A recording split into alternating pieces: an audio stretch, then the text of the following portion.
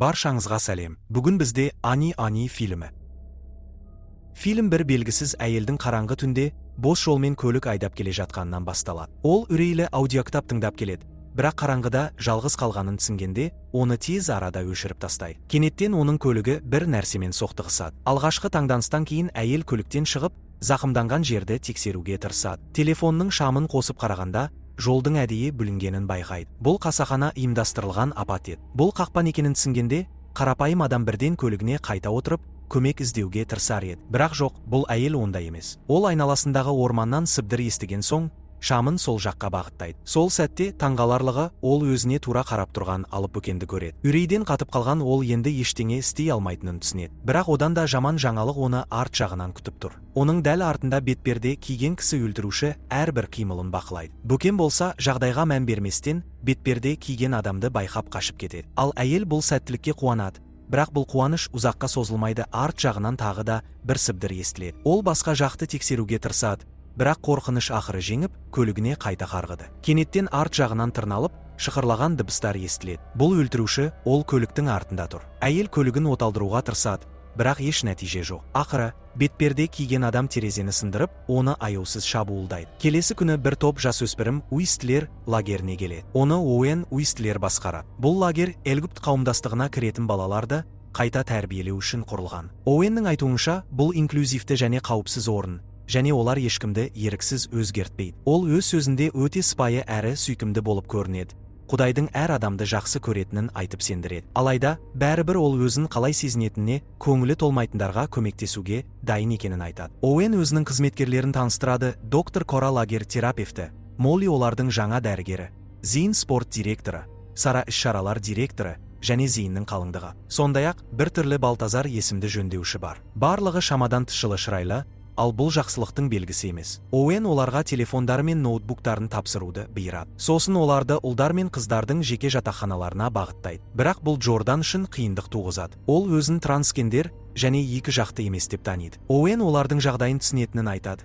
Бірақ лагерде гендерлік бейтарап жатақхана жоқ. Сондықтан олар ұлдардың бөлмесінде тұруға мәжбүр. Кейін барлығы топтық терапияға жиналады. Оуэн әрқайсынан лагерге не үшін келгенін сұрайды. Тоби ата-анасымен келісім жасаған, егер ол лагерге барса, олар оны Мулен Руж мюзикліне жіберетін болады. Вероника өзінің бисексуалдығын жек көреді және одан құтылғысы келеді. Басқалары да өздерінің гей болғанына жиіркенішпен қарайды, немесе лагерде болуға мәжбүр екенін білдіреді. Ақыры Джордан өз оқиғасымен бөлісуге мәжбүр болады. Ол діни отбасында өскендіктен, ата-анасы оны түсінбейтінін айтады. Егер олар лагерге қатысса, заңды түрде өз бетімен өмір сүре алатынын айтады. Оуэн эмансипация сөзін естігенде ашуланады, бірақ ештеңе демейді. Тек түсініксіз суық көзқараспен жауап береді. Түнде ұлдар жатақханасында спортшы стю жігіттердің бет күтімімен айналысып жатқанына жиіркене қарайды. Лагерде жағдай одан сайын қорқынышты бола түседі. Александра душ қабылдап жатқанда, оған біреу аңдып қарап тұрғанын байқайды. Оуэн оның транс екенін жариялап, оны ұлдардың жатақханасына күшпен жібереді. Александра ренжіп: менде жігіттерге арналған киім жоқ, мен әйелмін, деп айтады. Джордан қарсы жоспар құрады. Ол Александраның көйлегін киіп,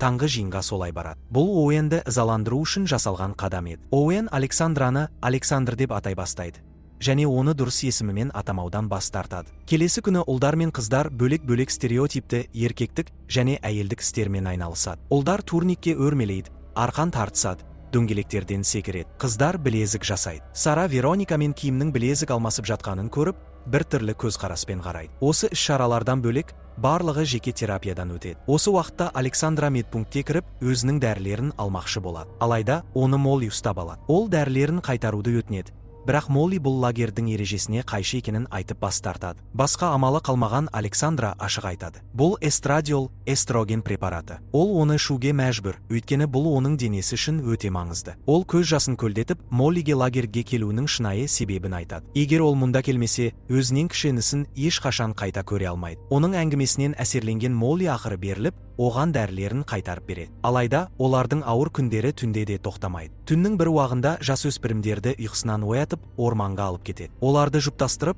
қолдарын кісендеп, таң атқанша қараңғыда жалғыз қалдырады. Мұның мақсаты оларға махаббат пен сенімнің маңызын үйрету. Жалғыз қалған Вероника мен Ким бір-бірін бұрынғыдан да жақсырақ түсіне бастайды. Ким оған өз ойын айтады. Египет қауымдастығы туралы көп білмейтінін, өйткені өте консервативті қалада өскенін мойындайды. Екінші жақта Джордан мен Александра сөйлесіп жатыр. Джордан бұл жердің өте күдікті екенін айтады. Александра күліп, бұл гейлерді қайта тәрбиелеу лагері ғой. Сондықтан бұл жерден ештеңе дұрыс болып көрінбейді дейді. Бірақ Джордан оған, бұл лагер басқаларға ұқсамайды деп жауап береді. Мұнда Библияны күштеп оқыту да, гейлерді ұрып соғу да жоқ. Бірақ барлығы түсініксіз әрі қорқынышты. Дәл сол кезде олар бұрынырақ көрген бетперде киген өлтірушіні байқайды. Ким оны дауыстап шақырады.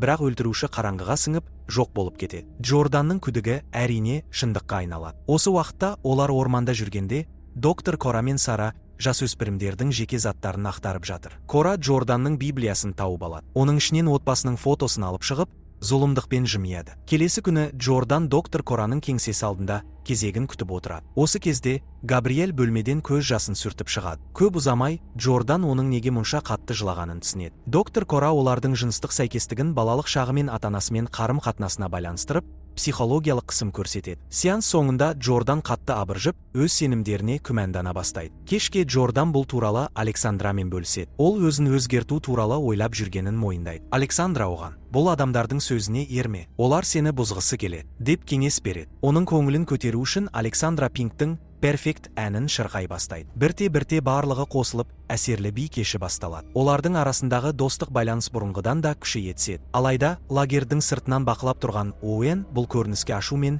жиіркенішпен қарайды. Барлығы ұйықтағаннан кейін Джордан Оуэннің кеңсесіне жасырын кіреді. Онда олар лагердің тарихын құжаттайтын фотосуреттерді тауып алады. Суреттерде балаларға жасалған қатыгез азаптау әдістері бейнеленген. Өкінішке орай, оларды Молли ұстап алады. Алайда, Джорданның көрсеткен фотоларын көргенде, Молли есеңгіреп қалады. Ол мұның бәрінен мүлде бейхабар болғанын айтып, балаларды қорғауға уәде береді. Бұл ұзақ түн әлі аяқталмаған еді. Лагердің жөндеушісі Балтазар душ қабылдап жатқан қыздарды жасырын камера арқылы аңдып отырады. Алайда, кенеттен бетперде киген өлтіруші оны шабуылдап, өлімші етіп ұрады. Келесі күні топ тағы да гендерлік белгіге сай бөлінеді. Ұлдар атыс үйренсе, қыздар алма бәлішін пісіруді меңгереді. Бәлішті ер балаларға арнап пісіру керек. Атыс алаңында Оуэн, ер адамдар әйелдерден күшті, өйткені олардың өлтіруші инстинкті бар дейді. Басқаша айтқанда, еркектердің зорлық-зомбылыққа бейімділігі биологиялық заңдылық. Оуэн керемет ату дағдыларын көрсетіп, зейінді шағын жарыста жеңіп кетеді. Оның көзінде мақтаныш бар. Бірақ ол Джорданды қайтадан 10 деп атай бастайды. Бірақ бұл әлі бастамасы ғана. Ол Тобиге қатерлі ісікке шалдыққан Дюк атты итті атып тастауға мәжбүрлейді. Тоби итті өлтіруден бас тартады. Бұл Оуэнді ашуландырады. Егер сен атып тастамасаң, Зейн оны азаптап өлтіреді деп қорқытады. Тоби жылап жібергенде, Джордан оны аяп, итті өздері атып тастайды. Олар мылтықты лақтырып кетіп қалады. Тобиді қалғандары жұбатуға тырысады. Қыздар жағында бәліш пісіру қызу жүріп жатыр. Алайда Сара Кимге тым ерекше назар аудара бастайды. Оның қызығушылығы тым шектен шыққан. Бұл тіпті қорқынышты көрінеді. Сабақ біткен соң, Сара Кимді жеке қалуға мәжбүрлейді. Ол оны орынсыз ұстауға тырысады, бірақ Ким қашып кетеді. Сәлден соң Вероника оны өзен жағасында жалғыз отырғанын көреді. Ким болған жағдайды айтып бергенде, Вероника оны жұбатып, көңілін көтеруге тырысады. Осы сәтте Вероника шын мәнінде лагерге өз еркінен тыс келгенін, бірақ мақсаты басқа екенін мойындайды. Ол Египет қайта тәрбиелеу лагерлерінің қатыгездігі туралы мақала жазу үшін осында келген. Екеуінің арасында жақындық орнап, олар сүйіседі. Одан әрі не болғанын айтпасақ та түсінікті. Бұл уақытта Молли қоймаға кіріп, ішінен азаптау құралдарын тауып алады. Бірақ қойманың түбінде құлыпталған бір есік бар. Оны ашуға әрекеттенген кезде доктор Кора оны ұстап алады. Ол оған бұл жерден кетуді талап етеді. Басқа жақта Стью өзенге шомылып жатыр. Оған Габриэль қосылуға ұсыныс жасайды. Габриэль өз жоспарын жүзеге асыруға дайын. Ол суға түскеннен кейін Стью оған қарсы тұра алмай, онымен сүйісіп кетеді. Екеуі бұрын көрген қоймаға барып, уақыттарын бірге өткізеді. Біраздан соң Стью ұйықтап қалады. Оянып кеткенде Габриэльдің оған өте суық қарағанын байқайды. Габриэль кенеттен, қазір тым көп қоғамдық таңбалар бар, бірақ шын мәнінде адамдар тек екі түрге бөлінеді: жыртқыштар және олжалар дейді. Кенеттен жарық жанып кетеді. Оуэн мен Зейн бөлмеде тұр. Олар Стюді күштеп ұстап, бір бөлмеге сүйреп апарады. Оуэн аверсиялық терапия жайлы бірдеңелерді айтып, адам шошырлық азаптау бастайды. Стюді орындыққа байлап, оған электр тогын жібереді. Оның алдындағы экранда әйелдер мен ерлердің суреттері ауысып тұрады. Ер адамның суреті шыққанда, Стюға ток беріледі. Оның жағдайы тым нашарлап кеткен соң, оны Моллиге апарады. Молли азаптауды тоқтатудан бас тартпайды. бірақ Оуэн оны жерге құлатып, күшпен басып тастайды. Ол оны Стюді емдеуге мәжбүрлейді және лауазымынан босатады. Сол түні Зейн мен Сара өздерінің шынайы жыныстық бағытын дәлелдеуге тырысып жатады. Бірақ бұл тым күлкілі көрінеді, себебі екеуі де шын мәнінде гей. Демек, қайта тәрбиелеу терапиясы оларға да жұмыс істемеген. Алайда бұл комедия ұзаққа созылмайды. Оларды кенеттен бетперде киген өлтіруші шабуылдап, қатыгездікпен өлтіреді. Сол уақытта Габриэль суға түсіп жатқан. Оған да өлтіруші келіп, тоқпен соғып өлтіреді. Лагердегілер бірінен соң бірі жоғалып жатқанын түсініп жиналады. Осы кезде Молли көшбасшылықты өз қолына алады. Ол Александраға балаларды ертіп, полицияға хабарласуды тапсырады. Вероника, Ким, Джордан және Тоби лагерде қалып, тергеуді жалғастырады. Джордан Оуэннің кеңсесіне кіріп, құрбандардың денелерін табады. Осы сәтте Оуэннің дауысын естіп, шкафтың ішіне тығылып қалады. Сонда ол өлген Кораның денесін көреді. Оуэн бөлмеге кірген сәтте, оған бетперде киген өлтіруші шабуыл жасайды. Сол кезде өлтірушінің шын мәнінде кім екені ашылады. Бұл Молли. Шын мәнінде Молли баяғыда өлтірілген. Ал оның орнына келген адам Энджи Филпс есімді әйел. Ол бұрын осы лагерге келген,